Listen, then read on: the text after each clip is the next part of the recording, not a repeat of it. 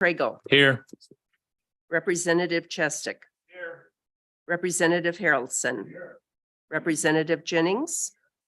Representative Nemec. Here. Representative Oakley. Here. Representative Provenza. Here.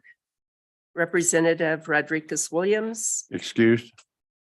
and Chairman Washut. Here. All right, we have two bills on our notice for today. We'll start with Senate File 56, Representative Harrelson. Mr. Chairman, having been on the prevailing side of Senate File 56, I ask for its reconsideration. Is there a second? Second by Representative Provenza. Non-debatable. Our first vote then will be whether or not we want to reconsider the bill. An aye vote brings Senate File 56 back to the committee for a vote. A no vote leaves it where it's at. So if you want the bill to come back to the committee, vote aye. If you do not, vote no. With that, Debbie, call the roll for reconsideration, Senate File 56. Representative Craigo, Aye. Representative Chestick, Aye. Representative Harrelson, Aye. Representative Jennings, Representative Nemec, Aye. Representative Oakley, Aye. Representative Provenza, Aye. Representative Rodriguez Williams, Excuse. and Chairman Washut. Aye. And the total? 7 ayes, 1 no, and 1 excused. Very good. With that, we return to where we were at with Senate File 56, which is a vote for the committee to whether or not we support Senate File 56. Call the roll on Senate File 56.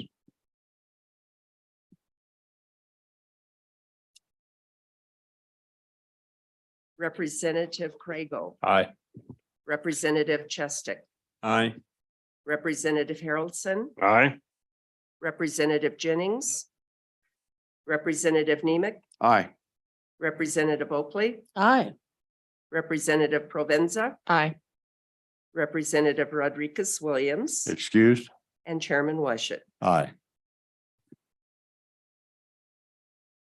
We have 7 ayes, 1 no, and 1 excused.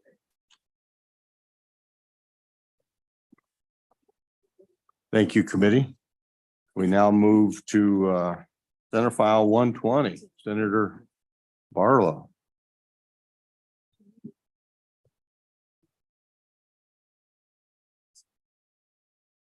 Welcome to House Judiciary. I think it's the first time you've testified as a senator before House Judiciary. Well, good Right. morning, Mr. Chairman, members of the committee. It's fun to be a freshman again on this side of the aisle, from the other side of the aisle. Great to see all of you this morning. Thank you for this opportunity. Mr. Chairman, how would you like to proceed? Would you like me to just give an overview of the bill and walk through the bill? Or what's your pleasure, Mr. Chairman? Both. I'd like a short overview and then walk All right. through the bill. Thank you, Mr. Chairman. So, ladies and gentlemen, this is a bill that's been actually on my heart and on my mind for my entire tenure in the Wyoming legislature, i.e. 10 years of tenure. And it comes from going door to door and going to those doors. When you knock on the door and they say, "Don't worry about me, I can't vote. I can't vote." And you've all had those. And after 6 times, 6 contested elections, five primaries and 1 general election was contested. And now with a new district and a Senate district, which is a lot more doors to knock on, I probably had a half a dozen in this past election. And I just said, okay, that's enough. I've got to actually try to take this on. I got to actually try to take this on. Not that we are reversing their convictions, but we would restore rights for those in a very refined manner. And so that's why I'm here. I think that, and with that, so what we're doing is restoring rights. And then to do that, as I sent out some information yesterday, and there's a lot more information. I don't want to bombard you, a lot more information.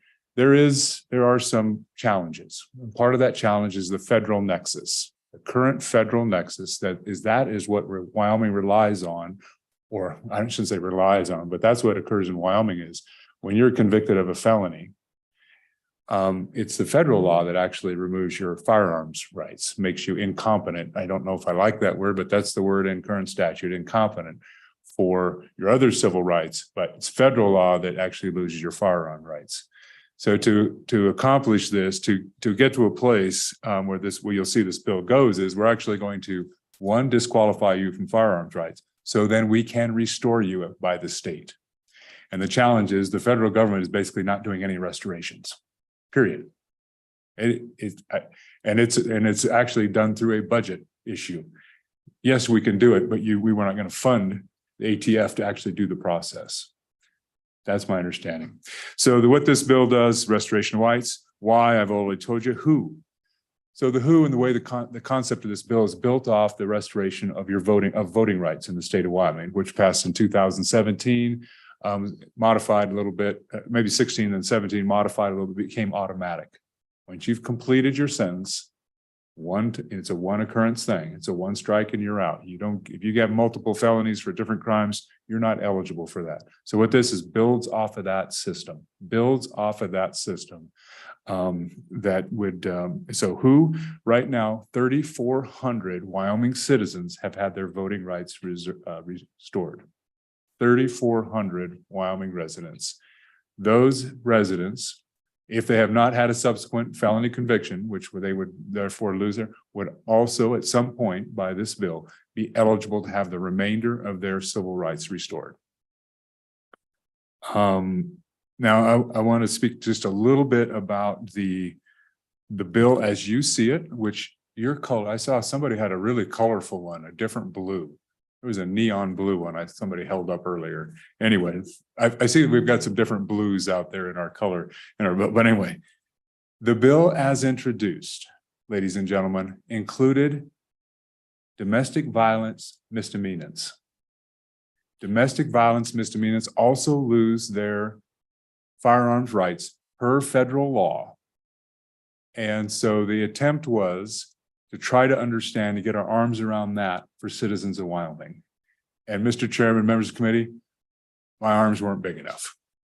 My arms were not big enough. It is a tremendous lift to try to understand that. And so respectfully, Mr. Chairman, I went to the Senate committee, and because of timing and meetings, we actually had it over 2 different days. I went to that committee and said, let's just pull all the domestic violence out of it, misdemeanor out of the bill, return to felony only. We have a pathway for that in current statute because of the restoration of voting rights.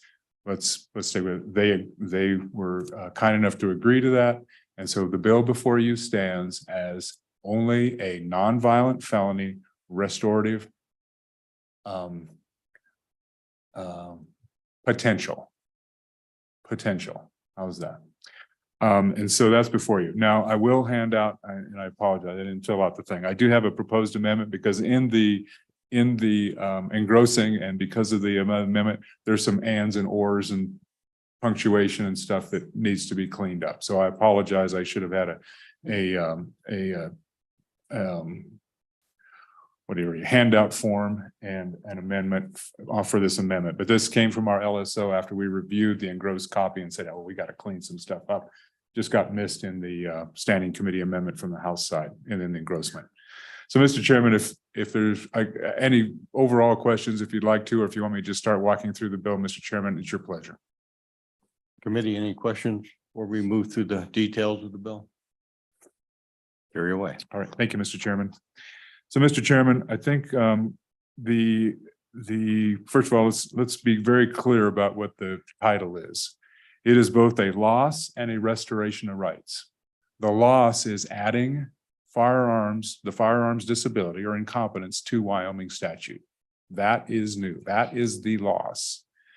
The restoration is what we do with the remainder of the bill. And I feel strongly you have to have that nexus. It's hard to restore something that we didn't actually take away because of the way the federal government is now handling this. And then there's some within the documents that I provided you. There's some discussion out of the 10th Circuit, which Wyoming falls under, And look, if you're going to do a restoration, it has to be complete. You can't do it for one thing and not another. Therefore, just restoring your voting rights does not make you eligible for restoration of your firearm rights by federal standards. So we have to restore the entirety of someone's rights. And if we also include firearms rights within state law, then I think it's the cleanest path. So, Mr. Chairman, page 1, as you see, page 2. So in this bill, you have to make a choice about which policies you want to go towards. The policy I wanted to is to be as close to not changing, making any judgment on current law, just trying to facilitate restoration. Just restoration. So the first thing you'll see, lines 4 through 11 on page, 2 of the bill, is the definition of a violent felony. And you can read through them, and there's of course a statutory citation for all of them. I'll just point out on line 9, there's 262-314, 62315. That is first and second degree sexual assault of someone under 13 years of age. The next one on the next page, the next line, 62511A, that's domestic battery of a household member. So, and then, Mr. Chairman, you'll see that there is an addition, and this is, like I said, this is the one place I made a policy, suggestion, making a suggestion. 65204B is bodily injury of a peace officer. This is intentional harm of a peace officer. And the reason I added this in, Mr. Chairman, is just below. Because if in the only place in Wyoming statute that if you are caught with, if you are a violent felon or have been convicted of this 65204 and you're found with a firearm, you can be tried for a subsequent felony. So that's why I included this back up above. It could be easily not included in the bill, would not change the context of the bill, or the overall effect of the bill, but it does add one crime under this, and that was added intentionally because of the way 68201 or 102 is on the bottom of page 2. So that is the only policy judgment, the only criminal policy judgment I made in the entirety of the bill, at least once we got rid of the DV thing. The DV thing had several policy adjustments, but this is the only one that I would say there. So, Mr. Chairman, if there's no questions on that page, I'll continue to the next page. Representative Oakley. Thank you, Mr. Chairman. Senator, I was just wondering, and I'm trying to flip to current statute. Is there any reason through this list we don't do the statute reference just murder, manslaughter, kidnapping, and then in the bottom half, instead of just saying like sexual assault of a minor in the first degree, the statute's listed? You know what I mean? Instead of the name, is that? Senator. Mr. Chairman, and I would count that up to statutory construction, the difference about how it was done maybe 10, 15, 20 years ago and the way we do it differently now. Because the definition, and I'll use an example that is imperfect, but it was relative to the bill in its original form. There is no definition of domestic violence. Under domestic violence, and this is when the bill still had domestic violence in it, right? But we know what domestic assault is, we know what domestic battery is, we know what strangulation of a household member is, etc. So we have these broader categories, but I think that this is a convention of drafting that we have adopted over the years, and now we actually reference the actual crime where it is in statute. I don't think it's anything more or less than that. Thank you, Mr. Chairman. Further questions? None? Please proceed. Okay, thank you, Mr. Chairman. So I'll proceed to page 3 of the bill.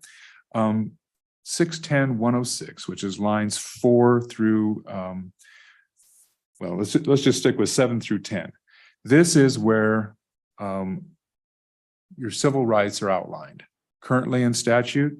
If you're convicted of a felony, and this is any felony, this is not violent or versus nonviolent, this is any felony in the state of Wyoming, you are incompetent, meaning you lose your right as an elector to vote, your right as a juror. Obviously, that's obvious, and the right to hold of any office of honor, trust, or profit. Well, they're certainly not talking about being in the legislature, are they? I'm just kidding, Mr. Chairman. All right, Mr. Chairman, so, but so anyway, so those are the three things. The nexus or the route that I have chosen in this bill to give the cleanest ability to restore all of the rights, including your Second Amendment rights, is to include knowingly use or possess any firearm. So then when you're convicted in Wyoming, you lose this, but then we have a route to restore it without our reliance on a federal system that is incapable, unwilling, whatever, to give us that opportunity. So that's that one. The next one, Mr. Chairman, I think the next major section is 17305, and this goes into the restoration. Obviously, we've changed titles now. We've gone from Title VI to Title VII and our restoration. Now, this is built upon currently in current statute, the executive, and this is actually the bottom of page, the bottom of page 3 is about the governor's ability to restore. The governor, of course, also has constitutional authority to pardon, but a restoration, of course, is one thing, and a pardon is something quite different. And we are not getting into the governor's pardoning powers. We're not impacting that, but and we're also, in my view, with the way this is structured, not impacting the governor's ability to continue restoration, and he actually has an elevated ability because he can restore it at any time, restore rights at any time upon application, upon written application. Mr. Chairman, we'll continue on to the page 4. And when we get into the standing committee amendment, just for the committee's understanding, page 4, lines 4 through 13 will actually in the proposed amendment, which if you chose to move the bill and adopt the amendment, it would remove 4 through 13 because 4 through 13 has that change from 610-106 to 610-106A. Well, 610 and 106A does not exist anymore because the domestic violence all came out. So this is just one of those technical cleanups that will take place if you chose to move the bill forward and adopt that amendment. But it's a paragraph that leaves the bill basically because it's unnecessary based on that standing committee amendment we did on the Senate actions. So, Mr. Chairman, the heart of the bill and the heart of the policy that I bring before you for your consideration is the bottom of page 4 and into page 5. This is where the restoration may occur. And the restoration occurs basically only for someone who is also eligible to have their voting rights restored and has had such done. Now we'll talk a little bit about timing in that at some point, and maybe the question comes up. But if you are ineligible to have your voting rights restored, you are ineligible for this section, for anything else, period. The second part of this bill, Mr. Chairman, and this is line 19, right at the end, it says plus. So you can get your voting rights restored, and then an additional amount of time, the way the bill is currently drafted, it's a time equal to the length of your sentence or 5 years, whichever is less. 5 years, whichever is less. Mr. Chairman, so now let's talk about what other states have done. We have a state to the west of us, Idaho. It's automatic restoration at the completion of your sentence. We have states that have 10 years. Mr. Chairman, I just tried to find a median, just tried to get to a middle. And Mr. Chairman, there are permanent losses, which is what basically Wyoming has right now without a gubernatorial restoration, which is forever. But the majority that have some restorative path is in that 0 to 10 years. I picked 5, or the length of their sentence if they had a shorter sentence. So if your sentence was for 3 years, I don't want you to have to wait 5 years to have this potential second restoration. 3 years would be the limit. So that's the kind of the math, if you will, the formula. if X, you had your voting rights reserved, and plus some period of time, then Y. You are eligible for this restoration. Now, to be clear, Mr. Chairman, the same thing applies. If it's a single felony or felonies out of the same occurrence,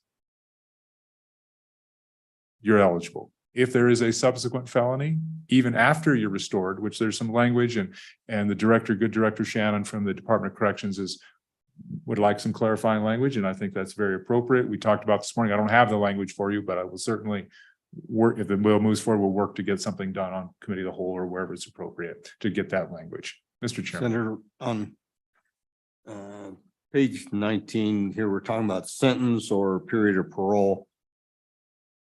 For purposes of this bill, sentence includes either a period of incarceration or probation. Mr. Chairman, so what this was trying to mirror was the language that's in the voting restoration. If it needs to be cleaner to include incarceration, probation, and parole, I am completely open to that. What we're trying to do is consistency in the language, but if it's not adequate and is not descriptive enough, and I think for the clarity for the department who's going to actually have to be doing this process, maybe we do need to be more clear. I would also say, I'm looking at the prosecutor and she's shaking her head, Mr. Chairman. But Mr. Chairman, I'd also say that, and this Director Shannon brought this to me, is we actually probably ought to flip it. We ought to say a period of time has passed X number of time. And you can make the argument, do you want to just make it 5 years or the other, or just make it 5 years, one and done? There's no two options. It's one. There's one. It's 5 years. That's it. And then including after all probation, parole, et cetera, et cetera. So it's basically how you line up the equation. I think it gets to the same point, but we want it to be very clear to those that would be interested in restoring them that this is the pathway. This is the only formula that works. The second thing, Mr. Chairman, as I'd say is if they've gone through this and they've received their certificate, a subsequent felony, that certificate is null and void. That is not in the bill. I think it's implicit in the law, but because remember, we just added it back in that previous section of statute. They lost all their restoration, all their rights. But do we need to clarify it here? I think that would be appropriate as well. And it's something we can do. The third thing, I guess I'd say, the first two, Mr. Shannon just brought to me this morning. I feel quite confident clarification is good. I'm sorry, I don't have language to offer to you right now to assist with that. I know this committee is more than capable. The third thing I would say is let's talk about the almost 3,500 folks that have already had their rights restored. And we'll get to this in the fiscal note or in the later section. There is a woodwork effect, meaning there are folks who, I'm not that worried about voting, but now that I can have my Second Amendment rights back, okay, now I'm interested in this. And so there probably needs to be a understanding that there are people that may have finished their sentence, probation, and parole 10, 15, 20 years ago. And now they just want to go hunting with their grandchild. And now they have a way to more appropriately do so and be in possession of a firearm and hunt themselves even with a firearm. There's going to be a woodwork effect, and folks are saying, hey, I want to be able to get all of it at one time, both my voting rights and restore my firearm rights, all my civil rights at the same time. I think it's possible into this, but it could probably be more clear. How's that? Thank you, Mr. Chairman. So, Mr. Chairman, yes, Mr. Chairman. I might have to run off to another meeting briefly here at 9 o'clock. So I want to ask this question before I depart. Is there any concern about a deluge of 3,400 applications coming all at once? Mr. Chairman, so let's just go to section 2 of the bill. And the director will visit about this, and he will, but I'm going to give the summary.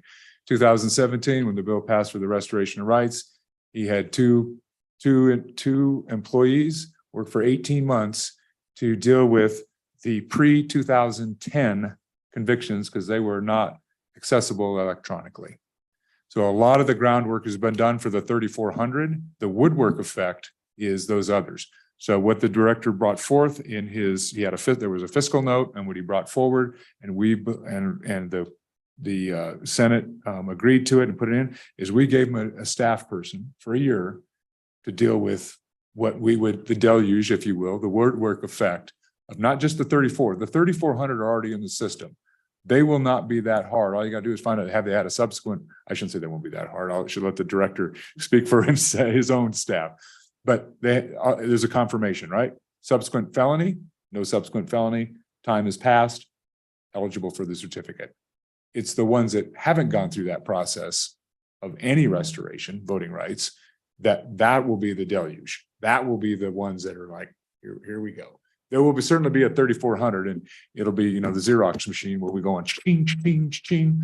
Now the $60,000, Mr. Chairman, if 3,400 people in the state of Wyoming had their civil rights restored, that's a pretty cheap price for, I'm just going to say it, liberty, folks.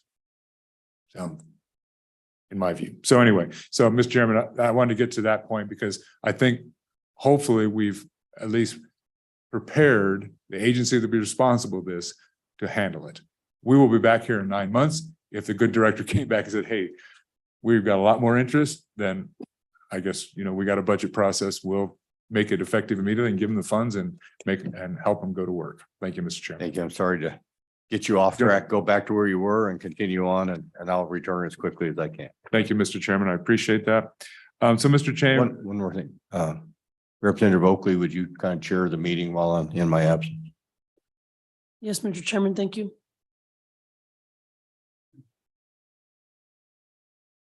Please proceed, Senator. Thank you, Madam Chairman. So page 5, this is just more of the process of restoration of those rights.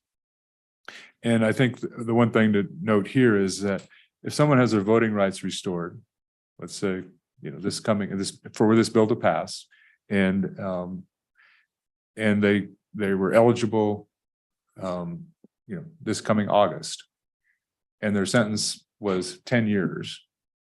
That certificate they received could restore their voting rights, and then the date for the restoration of their firearm rights could be right on the same one, subsequent to any other loss. They don't get them back if there's another loss, but you could put it right on the certificate. Folks that have already received their certificate of restoration on their voting rights, they obviously have to apply for that. And so that's why you'll see this timeline on line 7. It's on or before or after, right? You got to have a cutoff. You got to have a time. And that's basically the effective date of this act. Interestingly enough, if there effective date of this act, if you wanted to make another suggested one, you could make it effective immediately for the purposes of the department getting ready for this deluge, to the chairman's question. And there's probably a way to do that. It's not just an effective immediately on the whole act. It's only for the, maybe the employee and getting things in place to do this. It's not for the whole act. So that might take a little more nuance. Lines, Madam Chairman, if I could continue, page 5, lines 13 to the end of the page. This is just, we have to, let folks know. One, the federal government, and 2, we felt like a good repository for this information with the Secretary of State's office, official documents, etc. This restoration had occurred. And Mr. Chairman, just so we know, we were also including the governors. If the governor were to restore someone's rights, they would also be a repository, notification and a repository for that as well. It's not just the legislative restoration, but the gubernatorial restoration as well. Right now, there is no, I don't know what somebody would do with their restoration from a governor, because there's no avenue to deposit it, to have an official record of it, except for whatever you carry around in your pocket, I guess. Mr. Chairman, and then the last page, of course, is just Secretary of State duties, and then the appropriation. Madam Chairman, I'd be glad to stand for questions, and thank you for your time. Thank you, Senator. Representative Grego. Thank you, Madam Chairman. Senator, so just a quick question, because I know we're going to get this on the floor. How does this interplay with the federal law? What applicability does it have? So say we grant this right back to someone in Wyoming, can they then go out of state with their firearm? How exactly does that work? Senator Barlow. Thank you, Madam Chairman. Representative Craig. So that is probably the biggest question. And I would say out of the 10th Circuit, and this was a case in Colorado. And what I believe it's in some of the summary papers, not the entirety of the case, but the summary of what says, if there's a restoration, that restoration is of all someone's rights, that restoration is applicable under federal law as well. And so now, does the federal government recognize it? That's a different question. And I think that's the question you're going toward. What I would respectfully say is, and I don't know how you caveat this in people's understanding of what this is, of what has occurred is, I would feel comfortable in Wyoming that your rights would be respected, et cetera. Now, if you walk into a store and want to purchase a firearm, how is ATF going to look at it on this other end after, even though they've received this, how they process that? That's a different question. And I don't know how they would regard that. Now, the other thing that it does, so that's for the firearms. The juror issue, if the courts are going to recognize, the Wyoming courts are going to recognize this, and you're going to be part of the jury pool. Sorry, that's just the way it is. Elected office, that's something that a clerk or a secretary of state said, are you eligible for office? Restoration, yes, you'll be eligible for office. Madam Chairman, the federal firearms incompetency or that is more challenging. And I don't know that I don't have the perfect answer, because I don't know that there is a perfect answer with the stance that the federal government has taken or seems to be taking with this. The courts have said it's adequate. Whether the executive branch and those agencies under there would do so, there's probably other people in the room can speak to that. But I am not as well versed or comfortable there. But I'm just trying to find the right pathway. And then if there's more details, hopefully we get to those as well. Thank you, Madam Chairman. Just a quick follow-up on that, Senator Barlow. So you said there's a case out of Colorado, and you earlier referenced the 10th Circuit. Is it a state case or a 10th Circuit case that you're referring to? Madam Chairman, it's a 10th Circuit case out of the state of Colorado. And I apologize. I can it's in the documents that I provided you. I will highlight it to you. If this bill makes it, I will highlight it for you. We'll dig into it a little more. Thank you, Madam Chairman. Perfect. Thank you. Further questions? Representative Provenza. Thank you, Madam Chair. I too have talked with constituents, some of which have mentioned to me that they had felonies from out of state, so they had it in a different state. The process for them, would they have to go to the state where that felony originated, or would they be able to go through this process with Department of Corrections? Madam Chairman. Senator Okay, Barlow. so and it's not in the bill. It's in current statute. You can have your voting rights restored in the same way for an out-of-state conviction in Wyoming. So out-of-state conviction, you can still, but it's the same thing. It's a one thing or multiple felonies out of the same occurrence. There is no extra, and it's crimes that are similarly charged in Wyoming. So if it's a felony in Wyoming and it's not a felony in another state, well, it's going to be treated as a felony, or the opposite. And so the avenue is the same. At least that's the intent of the bill. If it needs to be refined, I certainly take direction. Thank you, Madam Chairman. Thank you, Senator. Further questions? Seeing none, and you might want to stay there, Senator. I don't know if you do. Do you want to come up, Director Shannon?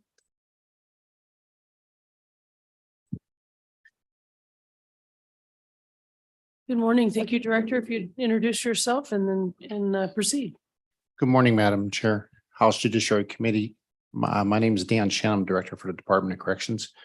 I'll provide a little brief background operationally on what has taken place. In 2018, the Department of Corrections was tasked with the review and restoration of voting rights under certain criteria. I believe it's 713-105.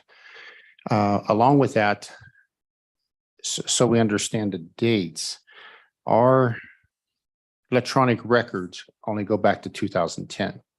So in 2018, we were charged with going back to 2010, and we can complete a file about 1 hour. We have to track these individuals down. We have to speak with them. We have to do a criminal background check and then issue the certificate onto the Secretary of State. As our senator mentioned, it took 18 months to go from 2008 to 2010. There was 3,400 individuals that have their voting rights restored. At this time, since such time, we continually, as people are being released. So we spoke of the onslaught. Now we have records back into the 30s. We spoke of the onslaught once restoration rights through 106 are also added. How long would that take us? Now it would be automatic for the 3,400, but in the continuation also, please keep in mind that we release around 550 to 575 individuals from our institutions yearly, as well as 3 times as many on probation and parole. So you're looking at roughly 2,200 people per year. If we went back from 2017 as an example, if we added on to 5 years. So, Madam Chair, I'll stand for questions. Thank you, Director Shannon. Questions for the director? Representative Provenza. Thank you, Madam Chair. So we talked about the appropriation that the Senate put in for that $60,000. Is that a number that you had come up with the senator? Is that going to be an adequate amount of funding for a full-time employee? Director Shannon. Madam Chair, Representative Provenza, I based that number upon the individuals who previously done this work. We absorb the work at this time and can continue to do so under the current statute, but I don't believe we could. So what I anticipated was a request to create an at-will position for 1 year and then report back to the appropriations to see where we're at a year from now. Because if we can absorb it and things have slowed down, anyone excluding that 2010 to 2018, they have to submit in writing. And we average around 6 per month, which is pretty minimal. Representative Haroldson.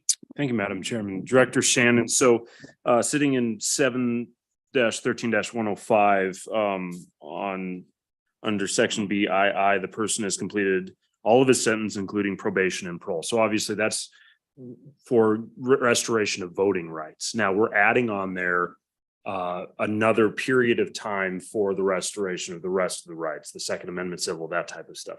Can you talk to me about your thought process on the 5-year window, the length of sentence plus time? I mean, all kind of that, and the concept of what other states are doing, like a full restoration at this time. So they could get their voting rights and their civil rights back, or if there should be that extra time period, and kind of, can you just talk to your thoughts on that?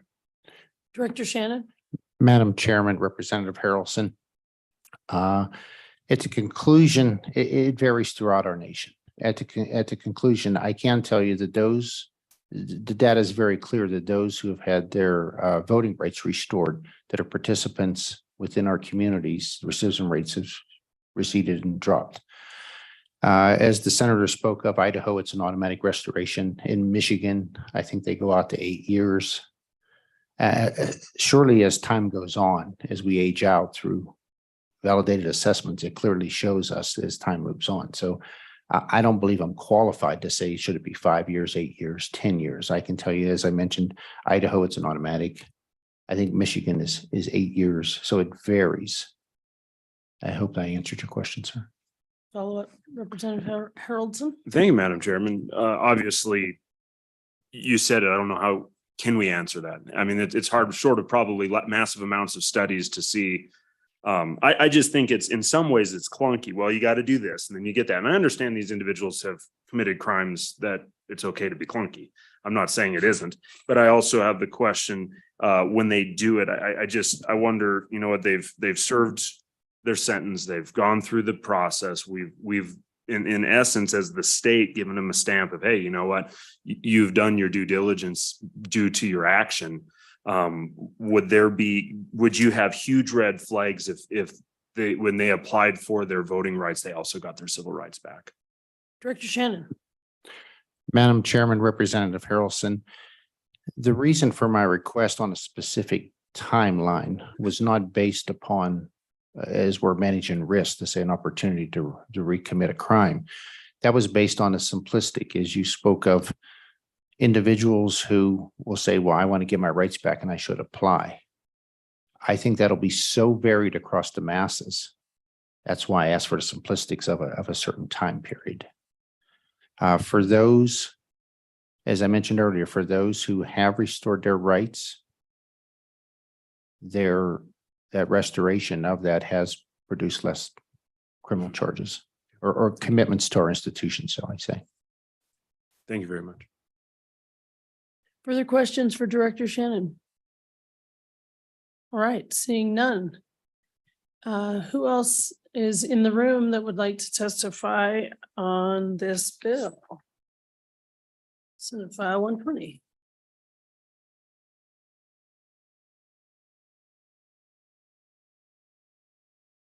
Welcome, Mr. Lindholm. If you will introduce yourself and tell us who you're with and then proceed. Thank you, Madam Chairman. I'm Tyler Lindholm. I'm with Americans for Prosperity in the state of Wyoming, and we're on in favor of this legislation based on the restorative justice actions that have been talked about and what we've been able to see in other states. This is something that actually reduces recidivism. And I think it speaks to, we all know that one kid right out of high school or that type of individual that had a screw up and now lives normally, but they can't get their rights back. They might be a rancher's kid, or they might be, I'm not speaking of myself. But that type of individual, they can't hunt on their own family's property. They can't vote, for instance, for a family member that might run for office, those types of things. And so I think this really speaks towards that. And other states have actually seen reduction in recidivism because of that welcome back to society. So I would encourage the Madam Chairman, you and your members to vote for this proposition, as I think it's a really good first step. And maybe in the future, we can look towards an automatic. Thank you, Mr. Lindholm. Questions? All right, thank you. Further comments or testimony from anybody in the room? All right, I believe we have somebody online. Is it Miss Muir? If you would admit her now, please. Good morning, Ms. Muir. If you will introduce yourself, tell us who you're with, and then proceed with your testimony. Thank you, Madam Chairwoman and committee members. I am Tara Muir. I'm the Public Policy Director for the Wyoming Coalition Against Domestic Violence and Sexual Assault. I work on behalf of survivors of these crimes, as well as our network of crisis programs and shelters across the state, including our civil legal program. We talk with hundreds of victims every day. Our Silent Witness initiative honors those who have been murdered by an intimate partner, and that's what I want to talk to you all about today. Our movement is learning and growing, and we fully support the importance of restoring civil rights to those who have done their time. We're fine with getting voting and all civil rights back right away when they've done their time, but not the gun rights. Restoring gun rights is an entirely different matter. We're invested in these bills and always will be, because when there is domestic abuse present in an intimate partner relationship, women are 5 times more likely to be murdered by that firearm. While it would be great to walk away and let you all work on this bill, the voices of survivors from across our state, their stories of fear for their lives and their children's lives when guns are in the homes, they get threatened with them, they get beaten by them. And too often we hear the survivors say, the abusive person tells them that simply no one's around to stop them. A national report is released every year called When Men Kill Women. Comes out every fall from the National Violence Policy Center. Domestic violence is overwhelmingly male violence against women. It's not all, of course, but clearly the majority of cases. I usually look at this report in passing, only briefly. Wyoming's never been listed as one of those top 10 states with intimate partner homicide problems, except for last fall. The 2020 report came out after analyzing all the homicides in the country, and the homicide rate among females murdered by males in our state, in Wyoming, was 2.8 per 100,000 people, which made Wyoming be the third highest homicide rate in the country for men killing women. There's a whole bunch of other stats I could go into. I do want to give you time to work the bill, though. The 8 people that were the 8 women who were killed in Wyoming that year, 86% of the deaths were caused by a firearm, and all 8 were killed by their intimate partner or a former intimate partner.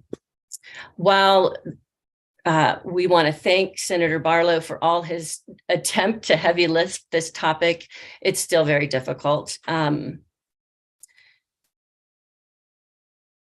Our reading of the bill this morning in the condition it's in, including the amendment that's been discussed, even with those changes, this bill will still contain a path for a person who's classified as a violent felon with multiple convictions of domestic battery to have their gun rights restored by the governor. And the federal prohibition would no longer apply to this once classified violent felon.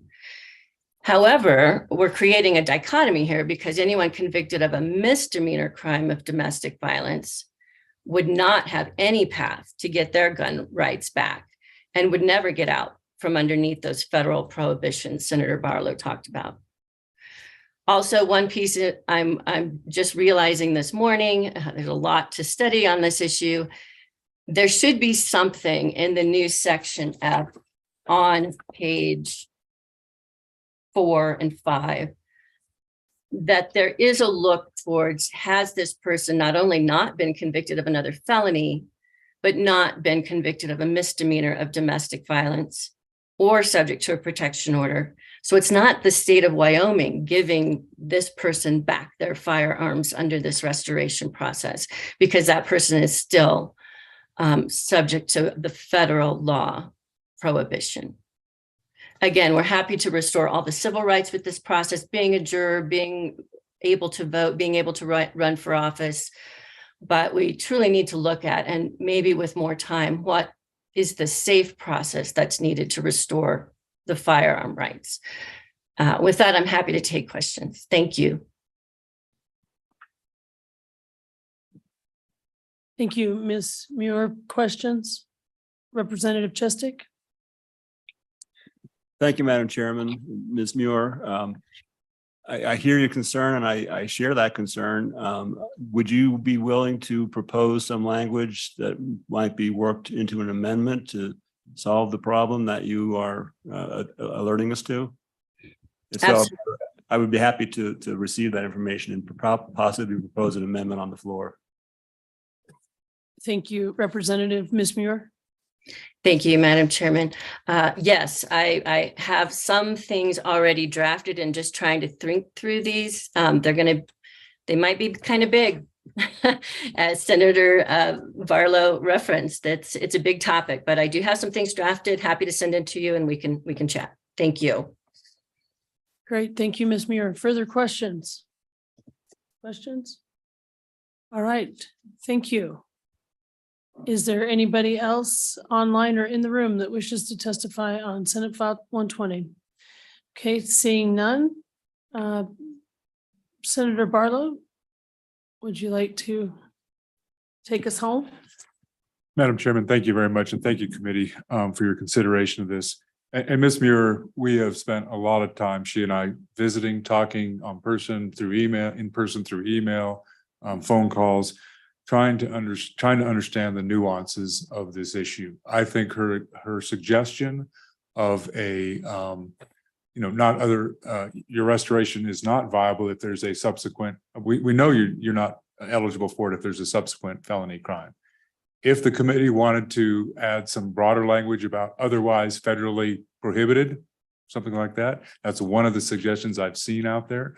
There's a place and a way to do that, I think.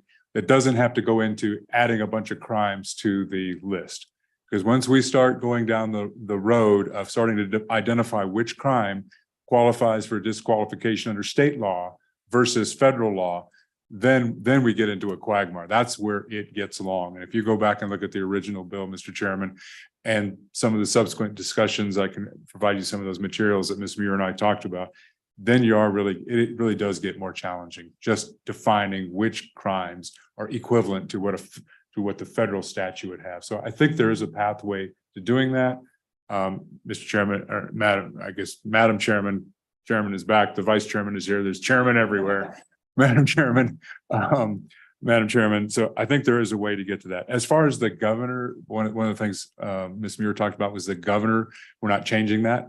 No, I'm not changing that. I do not want to make that policy call within this bill. That is a policy call to be made. I was not trying to interject in that within the context of this bill. That is a different discussion in my view, personally. The second thing is, and it's a trap. There's no question.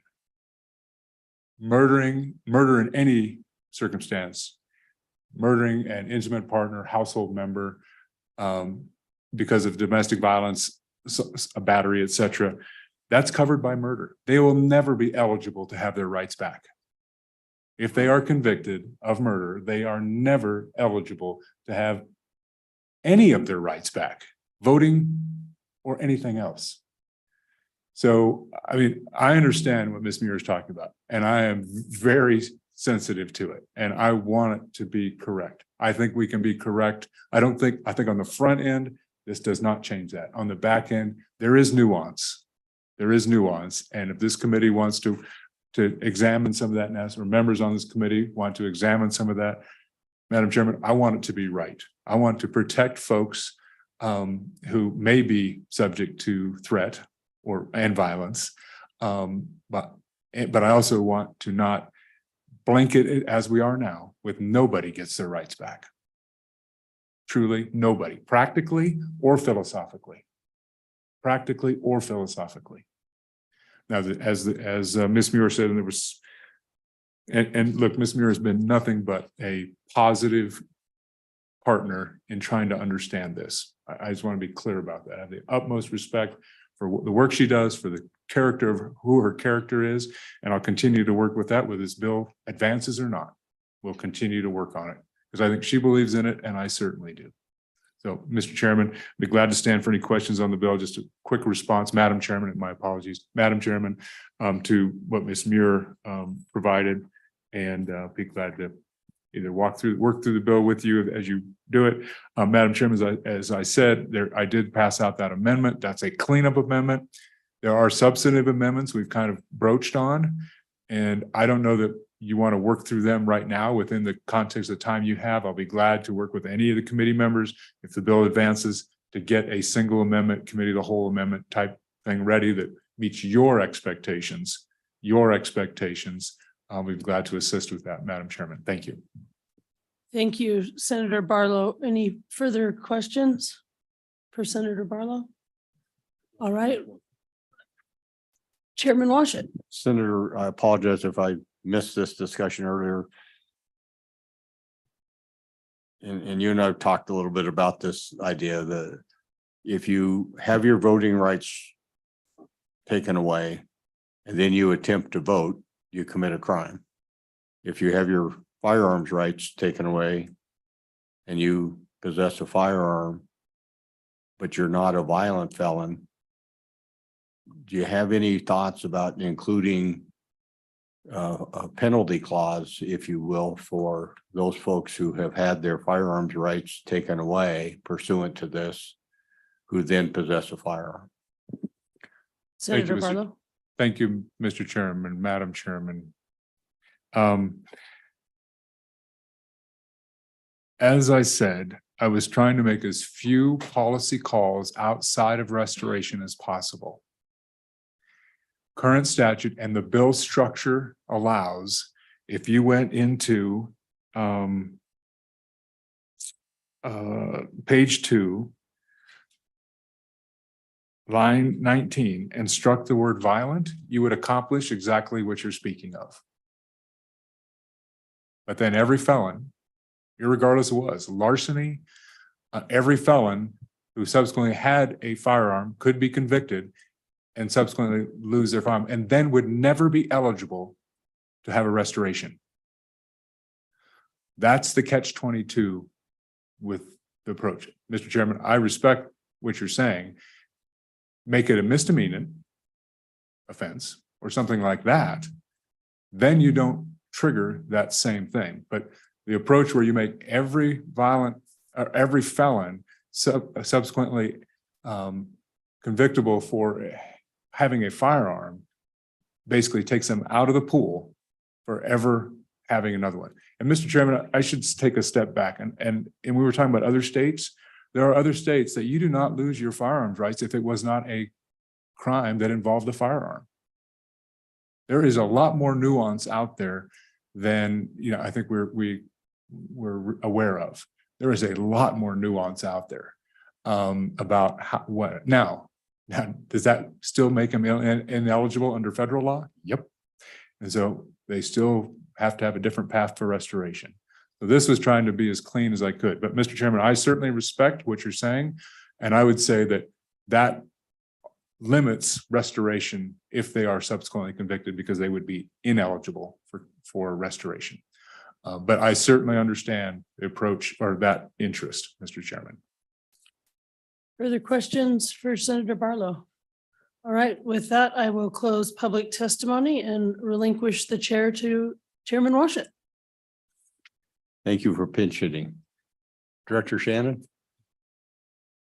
Are we finished, Senator? I'm sorry, I didn't know where we were at in the process. Are we done, Senator, with your presentation? Mr. Chairman, I think the good chairman took public comment, took Director Shannon's comments, took comments off of Zoom, and I think what she says, I'm closing public comment, but Mr. Chairman, I may not have been paying attention.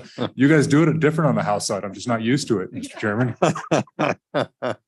Thank you very much. Director Shannon, you can, now that I know where we are, we will close public comment. Committee, what is your pleasure? Bill. Moved by Representative Crago, second by Representative Harrelson. Discussion on the bill.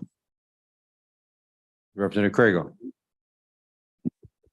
Thank you, Mr. Chairman. I would move the amendment provided by Senator Barlow, the cleanup amendment that we all have in front of us.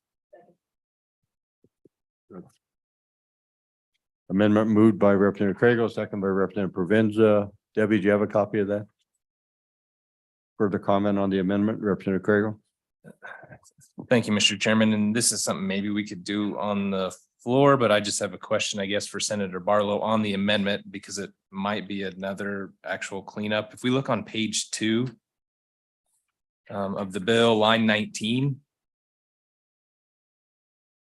And it doesn't involve the amendment you provided to us. It says on line 18, it says commit a violent felony or felony under Wyoming statute 65204B. Do we actually need that there anymore since you included it up on line 11 on the same page? And I don't know if we have to make that decision today, but it might be a cleanup on the floor, just a thought. Senator. Thank you, Mr. Chairman, Representative Crago. And I think that was one of the reason I left it, and I left it in this form was that is a policy decision that the Senate made, and then the House can subsequently make, whether they want to include that 204 language in the violent felony, because I recall I added it under violent felony. So there's a policy call to be made there, and I tried to be the only one policy call that I made as far as criminality. That was the only one I made to make that consistent, Mr. Chairman. Thank you, Mr. Chairman. So just to follow up for that on that question for Senator Barlow. So if we just move forward with that policy decision on the House side, would it be fitting to take that out of line 19? Mr. Chairman, yes, it would be. It would be appropriate to take it out of line 19 in this 68102 language, Mr. Chairman. But I would say if you didn't like it in the above language, including it in the violent felony, and you struck that section, then you would not want to do that. And that's why I left it in both. I mean, that's why it's in both places. Thank you, Mr. Chairman. Further discussion on the amendment? Question, Representative Chestek. Thank you, Mr. Chairman. I do agree that we might as well we've defined 65204B as a violent felony. It does not make sense to have it in 19. I would like to include that in the cleanup amendment so we can take care of it right now. If we change our mind on the floor, we can put it back in both places. But I do agree that makes sense to take it out now and I would. Maybe I'll make a second amendment, do it separate amendment. Is that a friendly amendment? Yes. Friendly, so let's work through some verbiage here, so Debbie has it correct in the amendment. How are we gonna? So to the proposed amendment that we haven't voted on yet, we'll add on page 2, line 19. Simply strike the words or a felony under WS 65204B. Comma. Comma, yeah, and strike the comma. So my understanding is, make sure I'm tracking correct, that by including the 65204B language on line 11 above, it's redundant to include it below. Yes. Okay. Debbie, do you have that? Yes, I do, Mr. Chairman.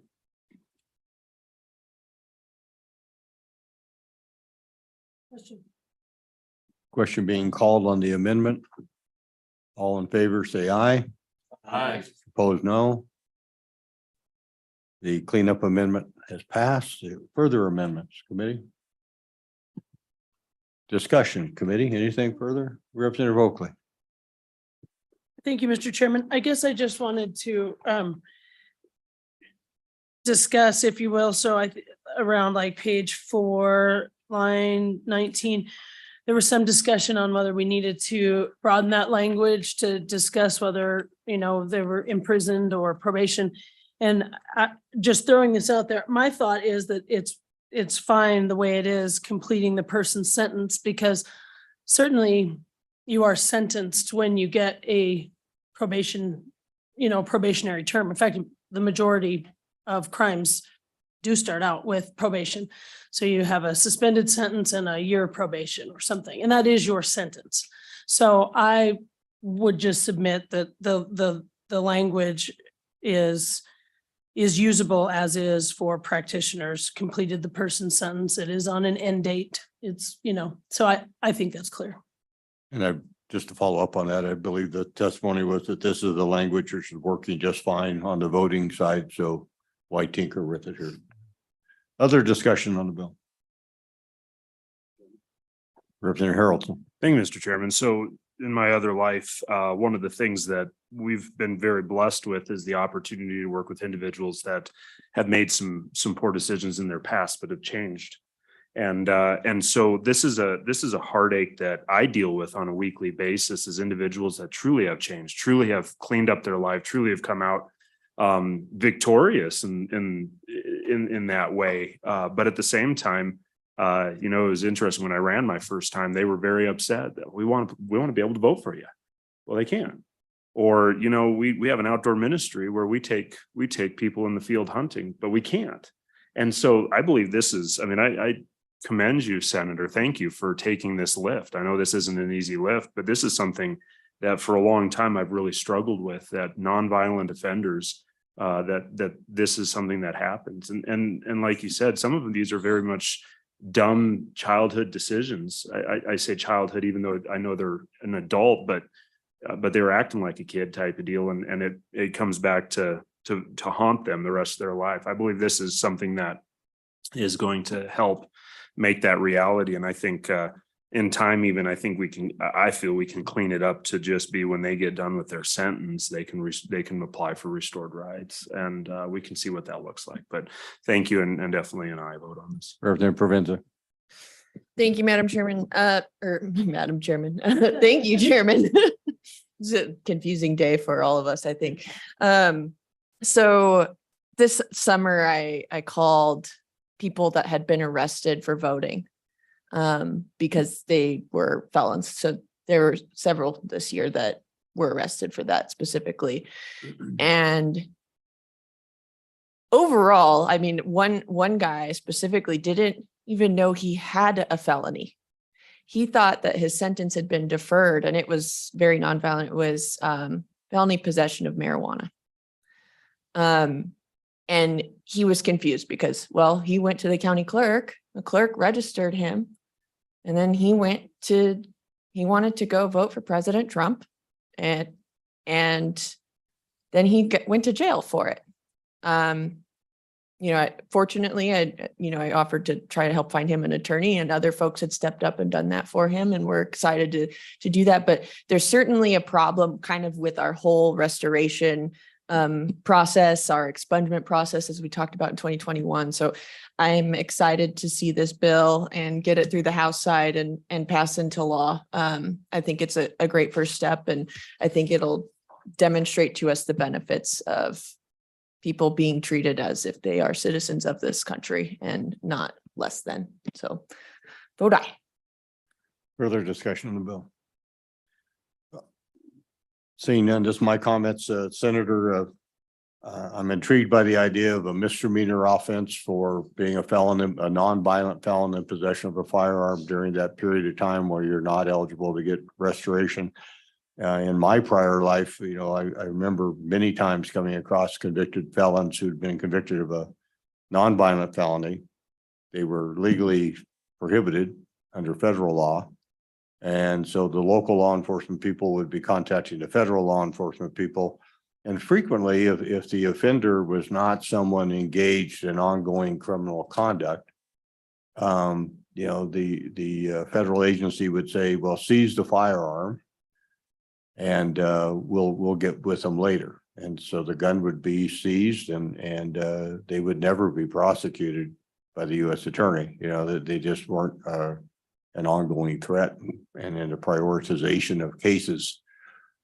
So I think giving local law enforcement a tool to deal with it without interacting with the federal agencies and so forth. In some of these cases where we have people who, convicted burglars who are still carrying guns, public safety threat, in my opinion. So I'm intrigued by that option. I'm not going to try and propose an amendment on the fly right now, but I see the desire to not compound the felony problem, but maybe a misdemeanor that still gives our state and local officials the ability to apprehend these folks and, deal with them on a misdemeanor level. Find that intriguing. I appreciate the idea. With that, Debbie, will you call the roll on Senate File 120? Representative Craigo, Aye. Representative Chestick, Aye. Representative Haroldson, Aye. Representative Jennings, Representative Nemec, Aye. Representative Oakley, Aye. Representative Provenza, Aye. Representative Rodriguez Williams, Aye. and Chairman Washut. Aye. 9 ayes and 0 noes. Senator, do you have a preference which of your co-sponsors carried the bill on the House floor? Well, Mr. Chairman, of course, the most successful one. Mr. Chairman, look, I'll let them arm wrestle about who wants to do it. I hope it's a team effort, and I thank you, the committee, for their consideration. And committee, colleagues, I respect whatever you bring to the bill to clarify, to clean up, to maybe bring in some other concepts. I'll be glad to, assist if you would like assistance. And like I said, I have more background materials that will hopefully help with that. And I've had a lot of these discussions, particularly with Ms. Muir, about some of those federal nexuses issues that there may be a path. But I respect you will do good work, and I look forward to its success, hopefully on the floor. And then if in conference committee, if we don't change much, it'll be concurred to. And if we change a bunch, then we'll at least try to get it understood. So thank you, committee, and thank you, Mr. Chairman. Nice job, Senator. Thank you. With that, we're concluded for the day.